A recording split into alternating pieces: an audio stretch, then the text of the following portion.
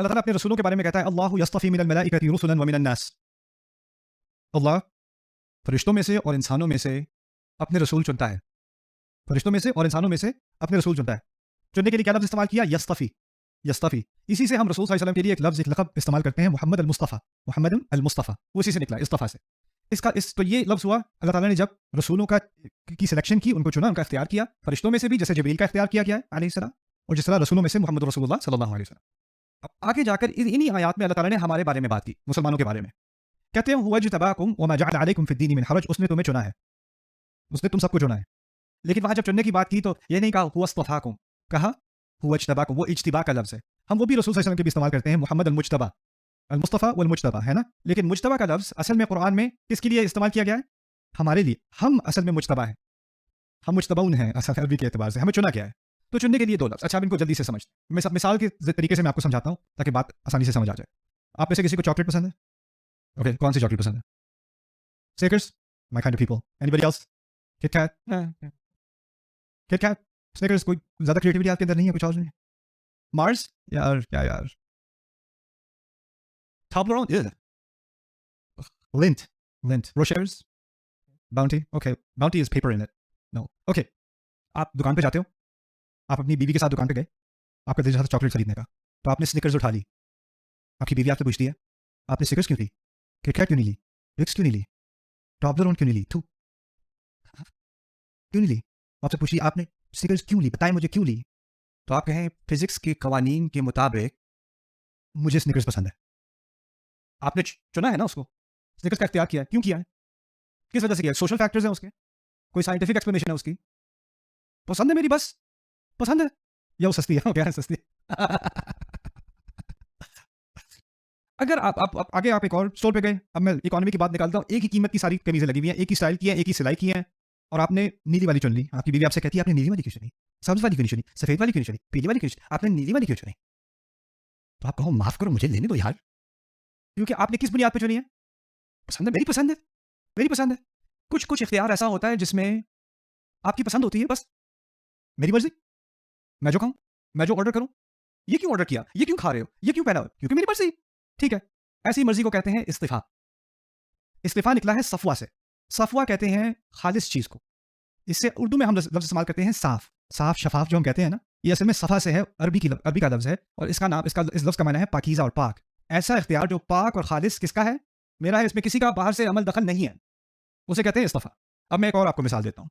आप में से कौन है जो एम्प्लॉयमेंट करते हैं? अच्छा ठीक है, अल्हम्दुलिल्लाह, अल्लाह ताला के रिज़्क़ में इजाफा करे। फर्ज करें कि आपकी जॉब है, आप ह्यूमन रिसोर्स डिपार्टमेंट में काम करते हैं, आपकी जॉब है, आपने इंटरव्यू लेना है। अकाउंटेंट की जॉब खुली है, 5-6 लोग आए हैं जॉब के लिए अप्लाई करने के लिए, और आपने इंटरव्यू लेना है जी। ठीक है, पहला आया, उसने इंटरव्यू दिया, फारिग किया उससे, दूसरा आया, ये हम रब्ता करेंगे, तीसरा, चौथा, पांचवा, फिर आपका बॉस आके आपसे कहता है तो क्या ख्याल है इस कैंडिडेट को लें? तो आप कहें वो तीसरा वाला सही था। तो फिर वो आपसे पूछता है क्यों? कहते हैं उसने ब्लू शर्ट पहनी हुई थी, उसकी जेब में स्निकर्स थी। अगर आपने अकाउंटेंट को हायर करना है, किस बुनियाद पे?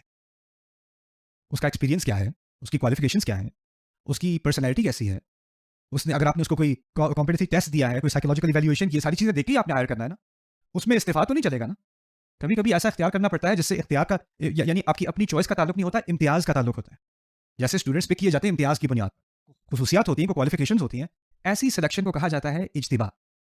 जबू से निकला है, जबू कहते हैं अरबी में टैक्स कलेक्शन को। असल में खराज जो कलेक्ट किया जाता है ना, वो हर एक से नहीं किया जाता, जिसके पास क्वालिफाइड इनकम होती है, इतने पैसे होते हैं कि उससे अखज़ किया जाए, वो फिर मुश्तबा हो जाता है, तो और उसे जबू लिया जाता है। तो बात ये मैं कहना चाह रहा हूं कि एक लफ्ज है, कोई भी आप मर्जी का चुने, उसके लिए इस्तिफा, और जब किसी क्वालिफिकेशन की बुनियाद पर आप चुने, खास मकसद के लिए चुने, एक सारे फैक्टर्स देख के आप चुने, उसको कहा जाएगा इस्तिफा। तो अगर मैं कोई पेज कस रहा हूं और वो पेज जो है उसमें वो एक पेज कस आपका वो फिट नहीं आ रहा, तो आपने दूसरा ट्राई किया, तीसरा ट्राई किया, चौथा जो सही में फिट आया उसको आप इस्तेमाल कर रहे हैं, ये इस्तिफा है या इज्तिबा है?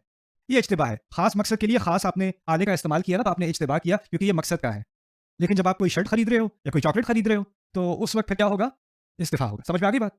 अल्लाह ताला ने अपने रसूलों के बारे में कहा, जिब्रील, मोहम्मद रसूलुल्लाह सल्लल्लाहु अलैहि वसल्लम, मैंने इस्तिफा किया इनका, मैंने चुना है, और इस इख्तियार में किसका अमल दखल है? किसी और का नहीं। कुरैश ने शिकायत की, लौला नुज़िला हाज़ल कुरआन अला रजुलिन मिनल क़रयतैन अज़ीम, ये कुरान जो नाजिल हुआ है ये एक यतीम पर ही नाजिल होना था। इनकी क्या पैकिंग है, इनके क्या फाइनेंसेस है? अच्छे भले 2 बड़े शहर हैं हमारे, मक्के का बड़ा शहर है, इसमें बड़े मिलियनेयर्स हैं, ताइफ में बड़े बड़े बिजनेस टाइकून्स हैं, बिजनेस वाले लोग हैं, लोग उनकी बात पहले ही सुनते हैं, उनकी इज्जत करते हैं, उनसे उनको इज्जत से सलाम करते हैं। अगर इन दोनों शहरों में से कोई एक ही बड़ा आदमी उसको ये कुरान दे दिया जाता तो कितना आसान हो जाता सबके लिए मानना, वो पहले ही इन्फ्लुएंसर है, उसके पहले ही फॉलोअर्स हैं, इनको दिया है कुरान, इससे अच्छी कोई चॉइस नहीं थी क्या शहर में? इसके जवाब में अल्लाह क्या कह रहे हैं? अल्लाह यस्तफी, इस इख्तियार में किसका दखल है? और उसको तुम्हें अपनी वजूहात बयान करने की कोई ज़रूरत नहीं है, कोई, वो खालिस उसकी मर्जी है। ये सवाल वो रसूल को ही क्यों चुना? किसी ने मुझसे आके पूछा था, अच्छा अल्लाह ने अरब रसूल क्यों चुना, चाइनीज क्यों नहीं चुना, अफ्रीकी क्यों नहीं चुना, यूरोपियन क्यों नहीं चुना, फलाना क्यों नहीं चुना? इसका जवाब अल्लाह की हाँ एक सादा सा जवाब है, अल्लाह यस्तफी। तो बात खत्म। यहूद ने कहा कि ये तो हमारे पास तो खास पेपर्स हैं कि रसूल हमारे यहाँ ही आता है, ये तो इनके पास तो पेपर वर्क नहीं है, ये तो बनु इस्माइल से है, इनके पास तो सिटीजनशिप नहीं है रिसालत की, इनके पास कैसे आ गया, ऐसे कैसे कबूल कर लें? उनका मसला भी क्या था कि वो अरब है और वो बनु इस्माइल में से नहीं है, ठीक है ना, बनु इसहाक की औलाद में से नहीं है। आगे उनका एक मजीद मसला हुआ, पूछते हैं रसूल से आके सल्लल्लाहु अलैहि वसल्लम, अच्छा आप ठीक है वही आती है आप पे, कौन सा फरिश्ता भेज देता है आपको वही? कहा जिब्रील अलैहिस्सलाम। अच्छा ये जिब्रील जो है ना, ये इससे पहले हमारे बहुत फटे हो चुके हैं, हमें नहीं, अगर कोई और फरिश्ता होता तो ठीक है हम मान भी लेते। तो जिब्रील अलैहिस्सलाम से भी मसला, उन्हें क्यों चुना? उनके साथ तो बड़े हमारे मसले पहले हो चुके हैं, कोई और फरिश्ता होता तो ठीक है हम मान भी लेते। इसके बारे में बकरा में भी तबसरा है, मन कान अदुव्वन लिल्लाहि व मलाइकतिही व रसूलिही व जिब्रील व मीकाल। अल्लाह ने उसके जवाब में भी कह दिया, अल्लाह चुनता है फरिश्तों में से और इंसानों में से और उस अपनी मर्जी से, वो ये लफ्ज़ समझ में आ गया। लेकिन दूसरा लफ्ज़ उफ, दूसरा लफ्ज़ क्या था? हुवा इज्तबाकुम, इज्तिबा करना। मैंने क्या बताया था इज्तिबा के बारे में? किस बुनियाद पे चुनना? क्वालिफिकेशन की बुनियाद पे, इम्तियाज़ की बुनियाद पे, मकसद की बुनियाद से। और ये लफ्ज़ इस्तेमाल किया अल्लाह ने मेरे लिए और आपके लिए। जो भी इस दुनिया में ला इलाहा इल्लल्लाह कहता है, जो भी मोहम्मद रसूलुल्लाह कहता है सल्लल्लाहु अलैहि वसल्लम, वो इसलिए मुसलमान नहीं है कि उसके माँ बाप मुसलमान हैं, वो इसलिए मुसलमान नहीं है कि वो पाकिस्तान में पैदा हुआ है, वो इसलिए मुसलमान नहीं है कि बस जी अब हैं मुसलमान तो क्या करें, हमारी किस्मत में ही इस्लाम था। अल्लाह के ना ना ना ना ना, सिर्फ किस्मत की बात नहीं है, उसने हर एक मुसलमान के बारे में कह दिया, तुम्हें एक ख़ास मकसद के लिए चुना गया है और उस ख़ास मकसद के लिए तुम ही क्वालिफाइड थे, इसलिए तुम्हें चुना गया है। और जो काम तुमसे निकालना था वो किसी और से नहीं निकाला जा सकता था, इसीलिए तुम्हें चुना है। ये आयत सुनने के बाद किसी मुसलमान के दिमाग में ये गुमान नहीं रह सकता है, उसके दिल में, उसके दिमाग में, कि मैं बेकार हूँ, मेरा क्या फ़ायदा, उसको देखो वो क्या कर रहा है, उसको देखो वो क्या कर रहा है, उसको देखो उसने कितना कुछ कर लिया, मैंने तो कुछ भी नहीं किया। कुछ इसलिए नहीं किया कि अभी आपको अपना इस्तेमाल समझ नहीं आया। जिस मकसद के लिए अल्लाह ताला ने आपको बनाया है, उस मकसद के लिए किसी और को नहीं बनाया। इस आले को इस वाले पेज के लिए इस्तेमाल करना है, उस आले को किसी और पेज के लिए इस्तेमाल करना है, ऐसी बात है ना। हुवा इज्तबाकुम, इस आयत में बड़ी अहम हिकमत है कुरान की कि हर मुसलमान समझे अपने बारे में कि अल्लाह ताला ने अपनी हिकमत को जानते हुए और आपकी सलाहियत को देखते हुए आपका इख्तियार किया है और आपको इस उम्मत का हिस्सा बनाया है। और इसमें कोई ना कोई मकसद ज़रूर है, खास मकसद। अब मैं आपको एक और मिसाल देता हूँ, इंटरव्यू वाली मिसाल। अकाउंटेंट वाली बात की थी ना। फ़र्ज़ करें आप जॉब के लिए अप्लाई करते हो, अकाउंटिंग जॉब के लिए आप अप्लाई करते हो, लेकिन आपकी डिग्री नहीं है अकाउंटिंग में, आपको अकाउंटिंग आती भी नहीं है, फिर भी आपने अप्लाई कर, चलो देखते हैं क्या होगा। तो आपके साथ एक बैठा है, उसकी मास्टर्स डिग्री है, एक सर्टिफाइड अकाउंटेंट है, एक के पास 20 साल का एक्सपीरियंस है और एक आप बैठे हुए हो, आपके पास प्ले स्टेशन का एक्सपीरियंस है। आपकी बारी आती है इंटरव्यू में, इंटरव्यूअर आपसे पूछता है जी आप बताएं क्या एक्सपीरियंस है आपका? जी कुछ नहीं। और अकाउंटिंग कैसी आती है? अकाउंटिंग तो नहीं, अकाउंटिंग आती है 20 तक कम अज़ कम। तो आप बहुत ही ज़्यादा, अब वो पेपर्स देख रहा है आपका, जो रेज़्यूमे है वो देख रहा है, सीवी देख रहा है आपका, आप वहाँ बैठे हुए हो, आप परेशान कि मेरी बेइज्जती अभी तक क्यों हो रही है, मुझे फारिग ही कर दें। फिर वो आपको देख के कहता है मुबारक हो जी, आपकी जॉब कल से शुरू हो रही है। तो आप हैरान परेशान, यार को गलती हुई होगी, आपने देखा नहीं कि मैं इस जॉब के लिए बिल्कुल क्वालिफाइड नहीं हूँ, मुझ में क्या है कि आप मुझे ये जॉब देंगे? तो आपका जो इंटरव्यूअर है वो आपसे कहता है कि देखिए मैं ये काम बहुत अरसे से कर रहा हूँ, मैंने बहुत सारे ऐसे टैलेंट देखे हैं जिनको अपने टैलेंट का भी अंदाज़ा नहीं है। मुझे पता है इस इंटरव्यू के बाद कि आप किस सलाहियत के हामिल हैं, जिसका आपको खुद भी अंदाज़ा नहीं है। बस देखना ये है कि आप उस सलाहियत का हक अदा करते हैं या नहीं, इतनी सी बात है। मेरे नज़दीक आप कर सकते हैं, तो कल से आप शुरू कर रहे हैं। यानी मुझे तो खुद एतमाद नहीं था कि मैं ये काम कर सकता हूँ, लेकिन किसको एतमाद है? मेरे इंटरव्यूअर को, जिसके पास मुझसे कहीं ज़्यादा तजुर्बा है, कहीं ज़्यादा इल्म है, और उसने मुझ में एतमाद किया, तो ऑटोमेटिकली मेरे अंदर क्या आ गया? एतमाद आ गया, इंकरेजमेंट आ गई। कोई टीचर अगर आपको आके कह दे आपका बड़ा फ्यूचर है, आप इसमें मजीद मजीद काम करें, आप बहुत बहुत शार्प हो। और मुझे नहीं पता था कि छोटी सी इस तरह से किसी की हौसला अफजाई करने में क्या कुछ हो सकता है। एक स्टूडेंट थी मेरी 10 साल की थी, वो एक छोटा कोर्स में अरबी का पढ़ा रहा था, वो अपनी मदर के साथ आई हुई थी, बड़ी बड़ी सबसे पहले वो जवाब देती थी क्लास में, सबसे पहले। तो मैंने आखिर में उससे कहा बेटा अल्लाह ताला ने तुम्हारे लिए अरबी आसान की है, तुम उसको परस्यू करो, तुम उसमें दूर जाओगी। तो मैंने कहा मैंने उन लोगों से दोबारा मिलना है, एक ही दफ़ा मुलाकात हुई थी, 10 साल बाद उससे मुलाकात हुई मेरी। वो 10 साल की नहीं थी, वो 20 साल की थी, उसने पीएचडी कर ली थी अपनी अरबी में, सुभान अल्लाह। फिर आपने कहा था उस दिन वो पढ़ा रही है यूनिवर्सिटी में, माशाल्लाह। यानी अल्लाह ताला ने, अब देखिए मैंने तो थोड़ी सी इंकरेजमेंट कर दी एक बच्चे की, लेकिन इस आयत में कोई मेरे जैसा अरा गैरा नहीं इंकरेजमेंट कर रहा है। कौन इंकरेजमेंट कर रहा है? कौन हौसला अफजाई कर रहा है? अल्लाह खुद कह रहा है मुझसे और तुमसे एक एक से कह रहा है, वो वजदबाकुम। अच्छा ठीक है चुन लिया, लेकिन फिर एक और मसला खड़ा हुआ। चुन तो लिया, लेकिन अल्लाह ने चुना है ना, और अल्लाह ने अपने काम के लिए चुना है। मसला यह है कि अगर अल्लाह अपने काम के लिए चुनेगा तो वो काम क्या है? ये आयत की शुरुआत में आपको बता देता हूँ। वजाहिदू फिल्लाहि हक्का जिहादिही, अल्लाह की राह में जिद्दोजहद करो, कोशिश करो, जिहाद करो जैसा कि उस जिहाद का हक है। ऐसी कोशिश कि उसका हक अदा हो जाए। आसान सा सवाल पूछता हूं आपसे, आप में से किसी ने कभी जिंदगी में नमाज पढ़ी है कि नमाज का हक अदा हो गया? किसी ने कभी शुक्र किया अल्लाह का कि शुक्र का हक अदा हो गया? मुमकिन है? तो जो शुरू में जो जॉब बताई है ना, जो जॉब की अनाउंसमेंट है, वो क्या है? ऐसा जिहाद करना कि क्या हो, जिहाद का हक अदा हो जाए। हर इंसान कहेगा मैं तो इसके लिए इसके लायक हूं ही नहीं, हो ही नहीं सकता। और उसके फौरन बाद मेरा रब कहता है तुम्हें चुना है, तुम्हें चुना है। तो मेरे दिमाग में पहला सवाल क्या आएगा इस चुनने के बाद? यार रब, मैं तो नहीं कर सकता, ये तो बहुत मुश्किल काम है। अगर नामुमकिन ना हो तो बहुत ही ज्यादा मुश्किल तो कम से कम है। अगले फौरन अल्फाज सुनना अल्लाह ताला, वमा जअल अलैकुम फिद्दीन मिन हरज, अल्लाह ने तुम्हारे लिए इस दीन में कोई मुश्किल कोई तंगी डाली ही नहीं। अभी मुझे लग रहा था ये तो बहुत ही मुश्किल है, मेरी सोच मेरे अल्फाज निकलने से पहले अल्लाह ने कह दिए नहीं नहीं मुश्किल नहीं है, मुश्किल नहीं है तुम्हारे लिए, कोई मुश्किल डाली नहीं तुम्हारी। अब मुझे तसल्ली हुई थोड़ी सी कि नहीं, थोड़ी सी तसल्ली हुई, तो फिर दोबारा तसल्ली खींच ली। कैसे खींची? कहा मिल्लत अबीकुम इब्राहिम, इसी आयत में कहते हैं तुम उसी मजहब की पैरोकारी कर रहे हो जो तुम्हारे तुम्हारे वालिद मोहतरम कौन, तुम्हारे अब्बा जान इब्राहिम अलैहिस्सलाम के।